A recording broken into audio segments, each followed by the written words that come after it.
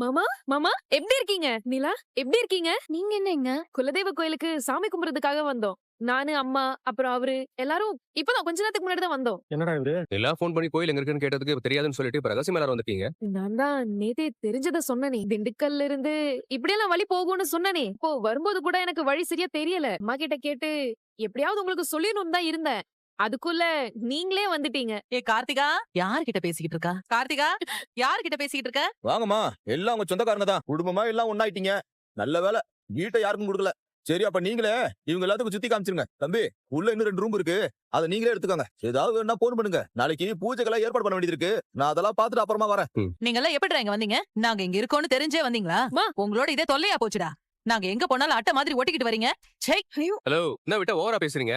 உங்களுக்கு மட்டும் இல்ல, எங்களுக்கும் இதே ஐயனார் சாமி தான் குலதெய்வம். நீங்க எப்படி சாமி கும்பிட வந்தீங்களோ அதே மாதிரி நாங்களும் சாமி கும்பிட தான் வந்திருக்கோம். டேய் சோழா, கொஞ்சம் சும்மா இரு. ஆமா, உங்களை பத்தி எனக்கு தெரியாது. நாங்க இங்க இருக்கிறது தெரிஞ்சு பிரச்சனை பண்றதுக்கு தானே வந்திருக்கீங்க. அதெல்லாம் இல்லத்த. குலதெய்வ கோயிலுக்கு போகணும்னு நினைச்சோம். பெரியப்பா கிட்ட தான் அட்ரஸ் கேட்டோம். அவர் தான் இந்த அட்ரஸ் கொடுத்தாரு. நாங்க இங்க பிரச்சனை எல்லாம் பண்ண வரல. குடும்பமா சாமி கும்பிட்டு போலான்னு தான் வந்திருக்கோம். யார்கிட்ட கதை விடுற? என் அண்ணன் உனக்கு அட்ரஸ் கொடுத்தாரா? ஆமா. கார்த்திகா அவ புருஷனோட வந்திருக்கான்னு தெரிஞ்சு வேணும்னே தான்டா நீங்க எல்லாம் வந்திருக்கீங்க. ஏன்டா இப்படி உயிரை வாங்குறீங்க? என் பொண்ணு நிம்மதியா வாழக்கூடாதா? அவங்க தான் சொல்றாங்கல்ல சாமி கும்பிட தான் வந்தாங்கன்னு. ஏமா தேவையில்லாம பேசுற? நீ சும்மா ரெடி, எதுவும் பேசாத. இங்க பாருங்க, பிரச்சனை பண்ண எங்களுக்கு சந்தர்ப்பம் கிடைக்காம இல்ல.